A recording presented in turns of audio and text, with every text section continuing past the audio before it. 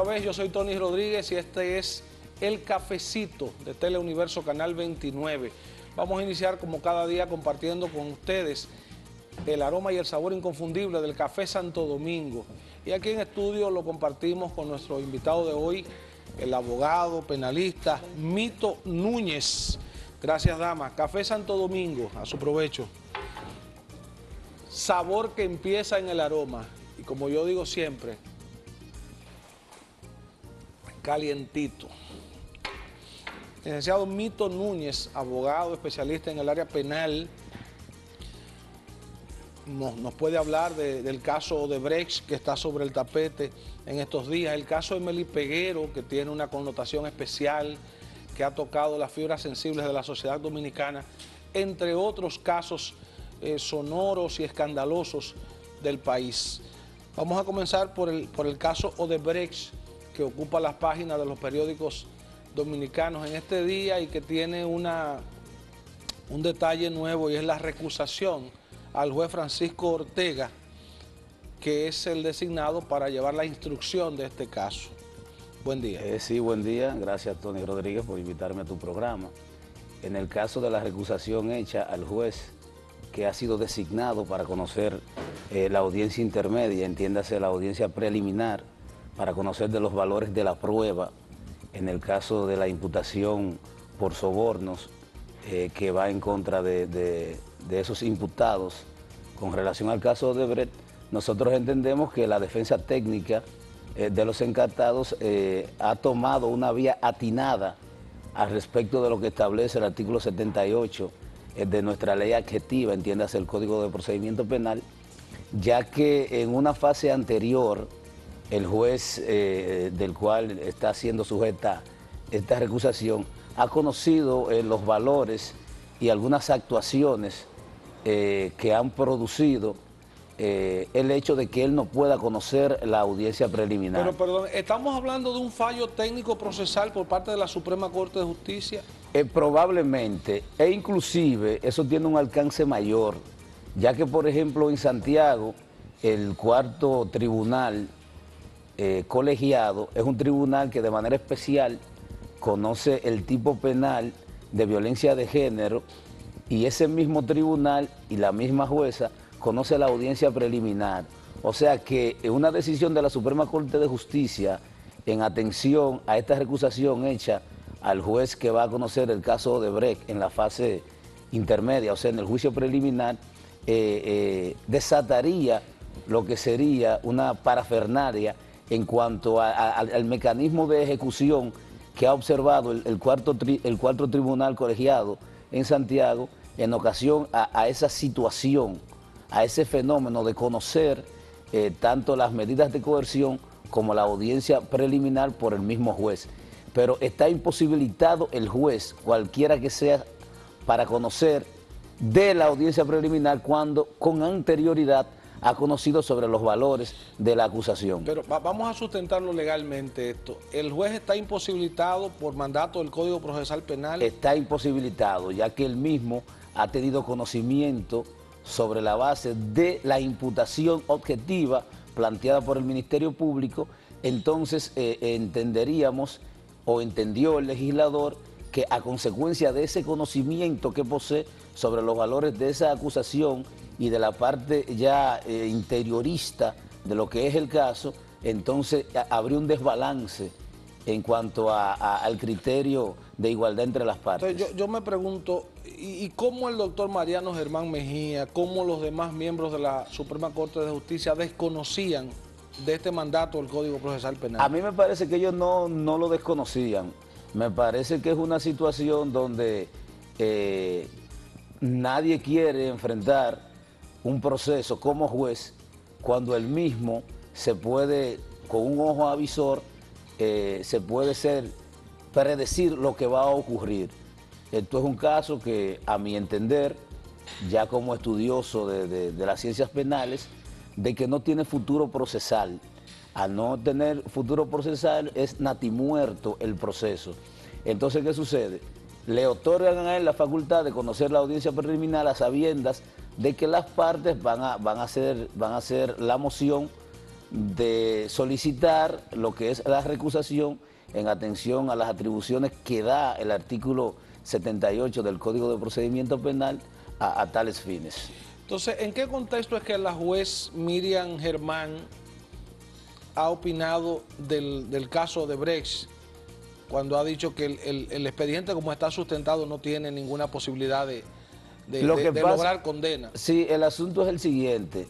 También esa juez está imposibilitada de conocer la audiencia preliminar, porque cuando se hizo lo que fue la apelación de la imposición de la medida de coerción que pesó en contra de los encartados en el proceso, ya lo conoció el Tribunal Colegiado de la Suprema Corte de Justicia. Hay dos inhabilitados. Hay dos inhabilitados, y ella se pronunció en ocasión de los valores que poseía la acusación del Ministerio Público.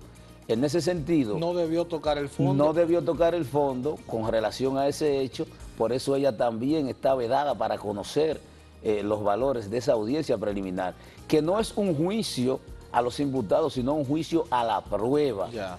Entonces, a consecuencia de eso, ya ella ha manejado la prueba, al igual que el juez que ha sido designado para conocer la audiencia preliminar del caso de Brecht. Entonces, en la fase de instrucción, ¿qué alternativas hay ahora de acogerse la recusación contra el juez Francisco Ortega? Bueno, el mismo código establece que si el juez acepta la recusación, inmediatamente él le da carácter y forma a lo que continuaría en el proceso penal de estos imputados. En el caso de no hacerlo, él va a remitir esas actuaciones al Pleno de la Suprema Corte de Justicia, en este caso, ya que es un caso especial porque tiene privilegio de jurisdicción.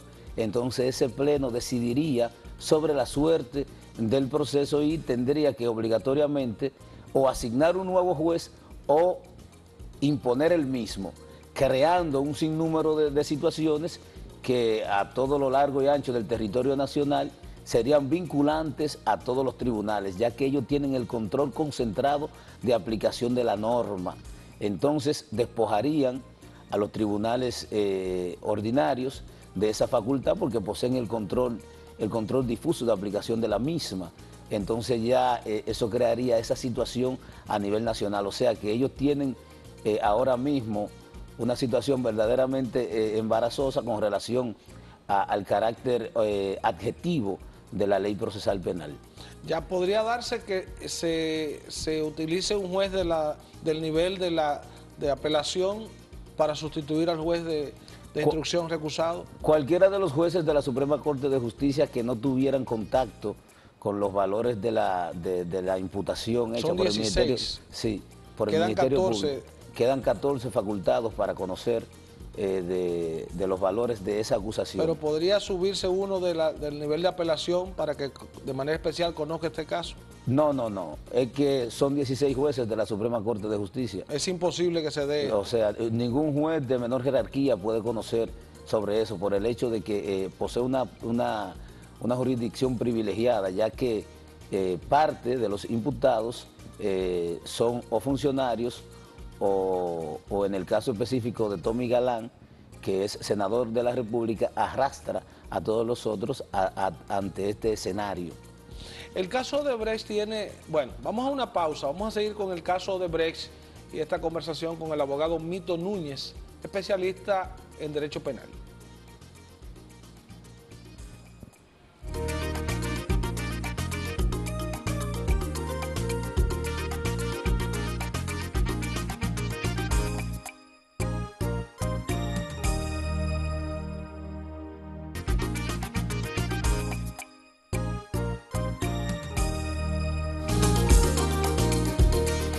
Hablamos del caso de Brecht con el abogado Mito Núñez. Estamos en la fase ahora de conocimiento de las pruebas, de juicio a las pruebas. En el caso Odebrecht. Y la defensa de Ángel Rondón ha sometido una lista de más de 100 testigos que deberán asistir, algunos de esos testigos muy ocupados, deberán asistir y probablemente se den audiencias de muchas horas.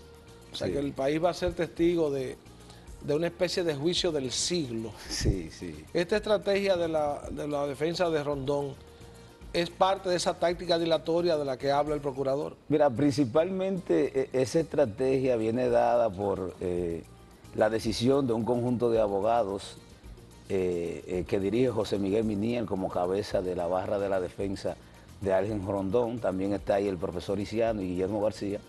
Ellos proponen esta cantidad de testigos a la luz de poder comprobar el hecho de que el señor Rondón no tiene vinculación alguna con los elementos fácticos de la imputación que hace el Ministerio Público, a la luz de entender que él mismo no ha cometido la acción antijurídica. En ese sentido, proponer esta cantidad de testigos necesariamente da a entender que el proceso penal va a ser un proceso kilométrico, pero ellos están facultados para ello. O sea, la ley no le imposibilita a ellos el hecho de poder proponer pruebas a descargo, como en este caso un testigo, que es una prueba a descargo o a cargo dentro del proceso penal, ya para la fase de juicio, porque aquí lo que se está proponiendo en la etapa intermedia es un medio de prueba, con el objetivo de que ese medio de prueba pueda convertirse en una prueba en el juicio de fondo, luego de que la misma sea incorporada, se sienten las bases para poder que los jueces puedan coger esta prueba y poder determinar si existe o no responsabilidad por parte de las personas señaladas dentro del proceso. Con esta solicitud hecha por la barra de la defensa del señor Rondón, están garantizando que este proceso va a ser muy largo, muy largo. Ya. En el caso de los delitos criminales como este, ¿existe un plazo para la aprehensión de los mismos? Sí, en el caso de los casos penales, o sea, de las infracciones penales que son perseguidas y exigidas por la norma, existe un plazo máximo de duración del proceso. Entonces... No, yo digo es a partir del hecho. Por ejemplo, tanto la defensa de Chu Vázquez como la de Andrés Bautista dicen que para ellos la acción penal se extinguió.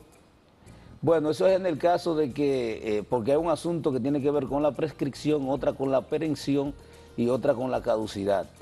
En el caso, por ejemplo, de Chu Vázquez, si han operado más de 10 años, luego de haberse producido la acción antijurídica que describió el tipo penal, y a consecuencia de estos dos factores se ha creado el injusto penal, entonces hay un plazo para haber promovido el movimiento de la acción pública de 10 años para este tipo de delito.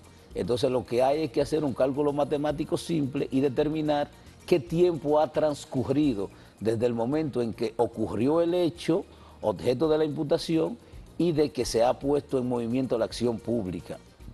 Esa es la situación. En el caso de Andrés Bautista estuvo hasta 2006 presidiendo el Senado. El Senado, sí. Y de 2006 al 16 ya son 10 años, estamos en 18. Años. Entonces, si el movimiento de la acción pública a través de la acusación tiene más de 10 años, entonces hay una prescripción de la acción penal. Esa es la estrategia que están corriendo ellos dos. O sea, teoría Chu Vázquez, Andrés Bautista. Teoría de caso, para ser más específico. Teoría de caso con el objetivo de solucionar el conflicto a sus patrocinados. En este caso. Ya, entonces, otro aspecto tiene que ver con el cargo de lavado de activos. ¿Bajo cuál ley se habrá de juzgar? ¿La anterior del 2002 o la del 2017, que es la que está vigente? La ley posee una máxima que es conocida por todos los que estamos envueltos en el mundo de la ciencia jurídica, que es conocida, que es que la ley posee un carácter irretroactivo. O sea, la comisión de los hechos, los cuales son señalados, en este caso Odebrecht, es con anterioridad a la puesta en vigencia de la ley 155-15. Entiéndase que ellos van a ser juzgados por la ley 7202 sobre lavado de activos procedentes del narcotráfico o otras infracciones graves. O sea que no existe la posibilidad de que ellos sean juzgados por la reciente ley de antilavado de activos y financiamiento del terrorismo. Ya. Sí. El otro aspecto tiene que ver con los encartados en principio que fueron archivados provisionalmente por el procurador. ¿Qué situación corren estos? ¿Se pueden reabrir esos expedientes? ¿A partir de cuándo se considera el archivo definitivo? Bueno, cuando se hace un archivo provisional es porque los valores de la prueba no señalan de manera específica a los imputados en el proceso y ellos hacen un ejercicio de predictibilidad, o sea, predecir lo que va a ocurrir en el proceso a consecuencia de mantener una acusación que ellos saben que a lo largo del proceso se le va a caer por insuficiencia de prueba. Entonces, de manera provisional, ellos archivan el expediente con el objetivo de que si resulta una prueba nueva, ellos tienen la facultad de poder reabrir el caso. Si eso no sucede, entonces ya la parte interesada propone el archivo ya definitivo del expediente, que ya ahí le da muerte a lo que es el proceso penal en contra de esa persona. Parece ser que la Procuraduría, los técnicos que se encargaron de la investigación, se fijaron más en las inconsistencias de los encartados en términos de la acumulación, comparando los ingresos formales que estos tenían y los movimientos económicos que hay en sus cuentas. El asunto es el siguiente, es que hay una dinámica científica para poder comprobar y constatar que ha existido la ocurrencia de un tipo penal en ocasión de entender de que hay elementos constitutivos que le dan ese carácter decisivo a lo que es una responsabilidad penal que cae sobre los hombros de la persona señalada, y es determinar si ha existido una acción antijurídica y que la misma describa un tipo penal. Eso te lleva a ti inmediatamente a entender que debes de examinar lo que es la culpabilidad. Y en la culpabilidad, en el caso de la especie, de este tipo penal que está siendo objeto el caso de Odebrecht, entonces tendríamos que evaluar lo que es el aspecto del dolo. Entonces, si existe una situación dolosa en las actuaciones de cada uno de los imputados, entonces vamos a examinar lo que es el carácter del dominio y la voluntad que podían tener estos imputados para poder acreditársele los valores de esta acusación y poder resultar ellos culpables de los hechos señalados. Esto es un caso que humildemente nosotros podemos dar la opinión, luego de haber hecho un estudio sin estar vinculado como defensa del mismo, de que corre la suerte de perderse ya en el interín del juicio de fondo, ya que ellos solamente se fundamentan en dilaciones hechas en el exterior y acusaciones que hacen sobre la base de tierra movediza.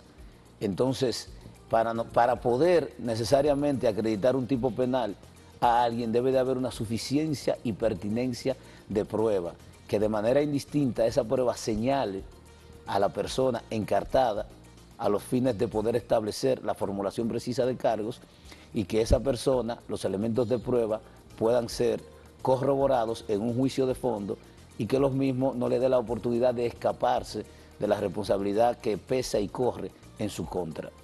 Luego de la pausa comercial vamos a hablar del caso Emely Peguero. Es un caso sobre el tapete y que el abogado Mito Núñez, con su especialidad en derecho penal, nos puede arrojar luz.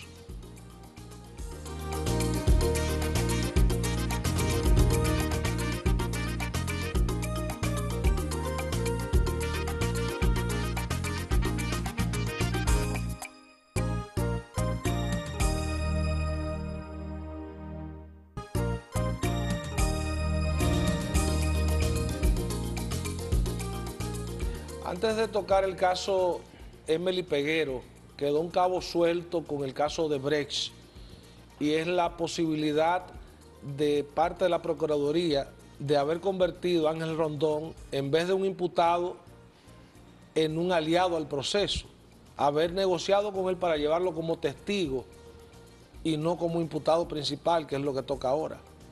¿Esa pudo ser una mejor estrategia? Eso podría ser una estrategia y esa estrategia necesariamente, si en realidad existe que alguno de los imputados posea responsabilidad penal sobre los hechos de la imputación, entonces en el caso específico del tipo penal que se trata, que es un tipo penal de difícil comprobación, en el sentido de que hay una persona que hace el ofrecimiento y otra que lo acepta, entonces si la persona que hace el ofrecimiento es acogida como testigo en el proceso, habría mayor posibilidad de que si alguien ha comprometido su responsabilidad penal con esta participación del imputado como él era el como hombre del testigo, maletín, exactamente, entonces sabe a quién le entregó. ahí sí se podría comprobar de manera objetiva y clara cuáles son las personas que sí tienen responsabilidad penal sobre esos hechos que la ley vincula y exige a través del artículo 177 que establece lo que es el soborno. Ahora bien, eso es un tipo penal de difícil comprobación y demostración, ya que solamente involucra a dos personas, a quien ofrece y a quien recibe. Entonces, si tú como Ministerio Público decides acusarlo a los dos, entonces los dos se van a defender. En este caso, como hizo el Ministerio Público, no escatimó en esfuerzo ni en análisis sobre la base de poder tener una acusación robustecida en ocasión de poder elegir a la persona, al imputado principal, que en este caso es Ángel Rondón, como testigo del Ministerio Público, se le va a hacer difícil poder probar esa situación. En el caso supuesto de que alguno de los imputados tenga responsabilidad penal sobre los hechos de la imputación. Bien, estamos hablando de la figura del testigo clave, que en el caso que ocupa a Odebrecht pudo ser Rondón. Sí. En el caso de Emely Peguero, la jovencita de 16 años embarazada, que murió aparentemente por una acción de un aborto, el intento de provocar un aborto fuera de tiempo. Ahí hay un testigo clave, que fue un actor del proceso, pero que el Ministerio Público lo asumió, lo protege, no lo acusa, pero negocia con él para que dé la información que pueda hacer una construcción del caso de manera eficiente. Haciéndole un examen, una radiografía a lo que es el dominio de acción de la prueba, en este caso, cuando el Ministerio Público crea la posibilidad de que el llamado boli sea testigo de la Fiscalía a cargo de los otros imputados, ahí lo que se ha cometido es una pifia jurídica, en ocasión de que eso va en contraposición a lo que es la calificación jurídica dada por el Ministerio Público. ¿En qué sentido? En el sentido de que para que el boli pudiera ser, como en el caso de la especie, lo es, testigo a cargo sobre la base de los valores de esa imputación, el artículo 34 le da la facultad al Ministerio Público de crear... 34 del Código de Procedimiento Penal, le da la facultad al Ministerio Público de crear las condiciones para que uno de los testigos se le dé un criterio de oportunidad. Eso es siempre y cuando el bien jurídico protegido no sea un bien jurídico de alto rango, o que él mismo no haya afectado significativamente el bien social. Entonces, para el caso de la especie, ellos están acusando por asesinato y complicidad en asesinato. Entonces, si tú das un criterio de oportunidad, entenderíamos entonces que el tipo penal no podría ser el de asesinato, porque si fuera asesinato, entonces a ninguno de los imputados se le podría dar un criterio de oportunidad. En el caso de Emely Peguero, al boli no se le podía dar un criterio de oportunidad a la luz de la calificación dada por el Ministerio Público a los otros imputados. Bueno, en el caso del boli, al principio en la investigación no había cadáver. Es a partir de su detención cuando él identifica el lugar donde estaba depositado el cuerpo de Emely Peguero. Claro que sí, porque... Entonces, a partir de ahí comienza la negociación del Ministerio Público. Sí, porque en el caso del boli lo que hay es participación de manera material en lo que es el ocultamiento de cadáver, que es un delito autónomo. Es un delito autónomo que recoge el artículo... ¿No es una complicidad? No es complicidad, porque él realizó de manera material el hecho de ocultar el cadáver. ¿Y cuál es la pena para este tipo de delitos? La pena es de 6 meses a 2 años, en el caso para el ocultamiento del cadáver. Eso lo recoge el artículo 359 del Código Penal. Entonces, él cometió la acción que describió el tipo penal. El tipo penal es de ocultamiento de cadáver. Entonces, ¿a mandato de quién? Estoy haciendo un examen científico sobre la base de los valores que ha planteado el Ministerio Público para este caso. ¿A mandato de A quién? mandato de la madre de Marlon Martínez. Eso entonces la vincula a ella. Entonces la vincula a ella como cómplice en ocultamiento de cadáveres. Y la complicidad se castiga con la pena inmediatamente inferior. al acusado principal. Exactamente, pero que el acusado... Que podría enfrentar una pena de 30 años. No, porque el delito principal... Vamos a ver, ¿cuál es el delito principal? Ocultamiento de cadáver. Ocultamiento de cadáver. En el caso de Marlon Martínez, ¿a qué pena se expone? En el caso de Marlon Martínez, él está siendo acusado por asesinato. 30 años. Exactamente. Entonces, pero, complicidad inmediatamente inferior. No, 20 años. Lo que pasa es que ha habido una confusión. Vamos a ver. Ha habido una confusión en consecuencia de poder establecer cuál es el tipo penal o la calificación jurídica dada por el Ministerio Público para este caso. ¿De qué cómplice la señora Marilyn Martínez? Según, ¿Ella es cómplice del asesinato o es cómplice del delito autónomo de ocultamiento de cadáver? Según el estudio que nosotros le hemos hecho al caso, meramente con un fin didáctico, nosotros entendemos... Todo esto con un fin didáctico. Exactamente. Y de darle información al público, pero no está necesariamente el abogado Mito Núñez vinculado a este proceso. Exactamente. Nosotros haciendo un ejercicio de lo que son los valores científicos de descubrimiento y de poder crear una dinámica para poder determinar cuál es el tipo penal que verdaderamente encaja dentro de las exigencias de la ley, nosotros entendemos que para ti acusarte de un hecho existen dos condiciones que se deben tratar, que es un ex ante y un ex post, o sea, anterior a la consumación del hecho y luego de la consumación del hecho. Entonces, según nosotros hemos observado, Marlon Martínez tiene conocimiento del hecho luego de que ocurre la muerte de Emily Peguero. Entonces ella facilita y da instrucciones para el ocultamiento de cadáveres. Pero como ella materialmente no fue quien ocultó el cadáver, entonces ella lo que es cómplice de ocultamiento de cadáveres. Entonces son 6 meses de cárcel. De 6 meses a 2 años para el caso de quien realizó el hecho. Para el caso de ella la pena inmediatamente inferior. Entonces se podría entender que ya ella ha cumplido.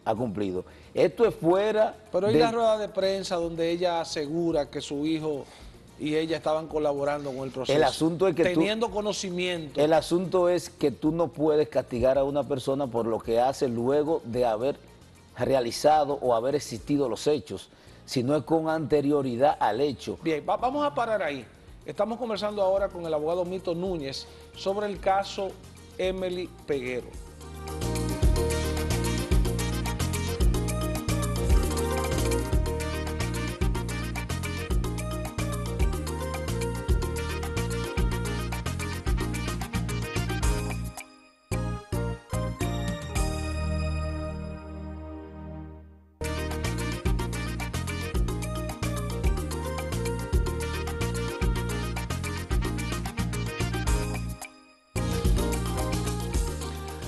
Hay una figura que no está en ningún código, pero que incide mucho en el derecho dominicano, que es el populismo judicial. ¿Qué es eso? El populismo jurídico, verdaderamente dicho, hay autores que han tratado ese hecho, es cuando la opinión pública ejerce presión sobre la base de la decisión que puede tener un juez y usurpa la independencia de este funcionario. Entonces, cuando nosotros estamos en esas redes, con probabilidad el carácter de acción y dominio de la norma, entonces se deforma.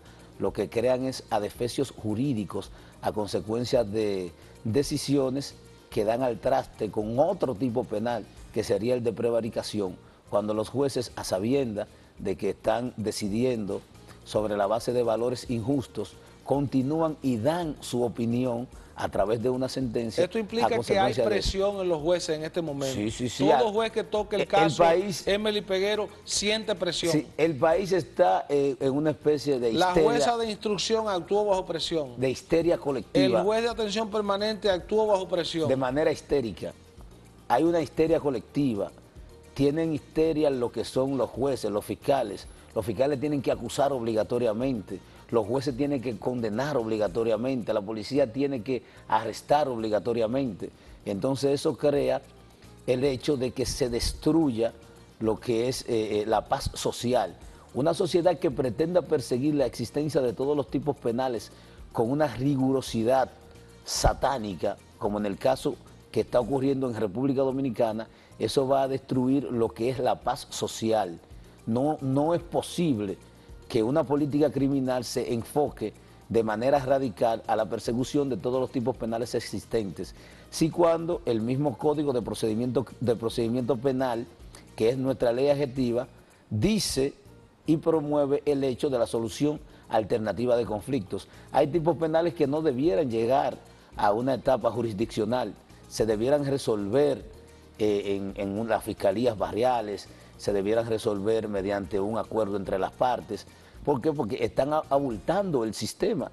Entonces, al sistema de estar abultado y no caber más nadie en la cárcel, entonces lo que va a crear eso es un asolamiento de lo que es el sistema social de que se trata. En este caso hay dos cabos sueltos. Primero, ¿pudo Marlon Martínez, solo él, haber practicado este aborto a Emely Peguero? ¿O participó alguien más con conocimientos del caso? Bueno, podríamos nosotros colegir que pudo haber participado otra persona, pero no lo sabemos. No lo sabemos en atención a que las pruebas que han ofrecido el Ministerio Público dice que quien le practicó el aborto fue Marlon Martínez.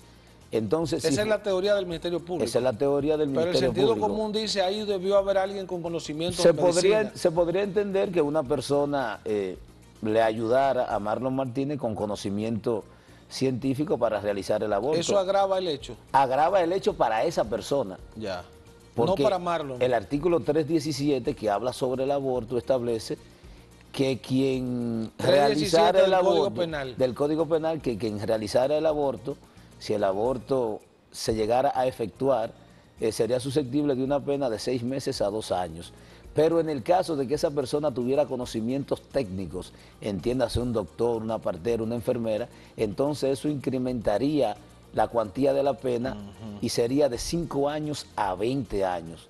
Para el caso de la especie, no existe esa persona dentro de la imputación hecha por el Ministerio Público ante este caso. Entonces, si nosotros hacemos el estudio científico, haciendo un juicio de valor a través de las convicciones creadas por los medios de prueba planteados, podemos determinar que en este caso lo que hay sencillamente es una práctica de un aborto hecha por Marlon Martínez y que dio como consecuencia la muerte de Emely Peguero. Entonces la calificación jurídica en atención a esa acción cometida por Marlon Martínez es la de aborto. Bien, entonces el otro cabo suelto es la voluntad de la jovencita. Ella sabía que iba para un aborto. Se habló de eso previamente. En el caso de ella haber sobrevivido, ella también sería susceptible de una imputación, según lo establece el mismo artículo, que quien da el consentimiento, eso no lo exime de responsabilidad. Aunque nosotros entendamos, fuera del alcance científico, de la opinión dada por mí en esta entrevista, nosotros decimos que sí es execrable lo que ha sucedido, pero que cuando se le da el rigor científico, o sea, se ausculta en lo que son los valores de la prueba, a través del entendimiento jurídico que nosotros tenemos, no hay otra calificación para este caso que no sea el de aborto, el de ocultamiento de cadáver y el de complicidad en ocultamiento de cadáveres. ¿A consecuencia de qué? De que para que se diera el supuesto de asesinato como calificación jurídica, debió haber con anterioridad a la comisión de los hechos un elemento que es fundamental para que eso pueda tipificarse, que es el animus necandi, o sea, la intención de matar, el deseo de matar, que no la tuvo esa voluntad. En ningún momento de querer el aborto. En ningún momento. El ánimo era contra la criatura que estaba en el vientre. Exactamente, contra la criatura que está en el vientre. Entonces, ¿podría el Ministerio Público demostrar que Marlon Martínez quería culminar con la vida de Emely Peguero? También en este caso se ha imputado el hecho de torturas actos de barbarie, que eso lo recoge el artículo 303 del Código Penal, pero también comete el Ministerio Público otra pifia jurídica, y es que ese artículo solamente opera cuando la persona ha sobrevivido. Entonces, en el caso de la especie, no sobrevivió la persona, entonces la tortura y la barbarie no aplica. Entonces ahí sería otro tipo penal. Debiera haber una dinámica de búsqueda con el objetivo de encontrar qué tipo penal sea el más adecuado para poder sostener una acusación seria, concordante y decisiva que dé al traste con una condena. Bien, lo dejamos hasta ahí. En el caso de Emely Peguero ha habido de todo, desde populismo judicial, presión de la opinión pública, errores procesales. Pero un caso que ha de servir para el estudio en las escuelas de Derecho en las universidades dominicanas. Gracias a Mito Núñez, abogado, penalista, nos ha colaborado en el día de hoy con entender mejor los casos Odebrecht y Emely Peguero. A ustedes las gracias por el favor de su sintonía.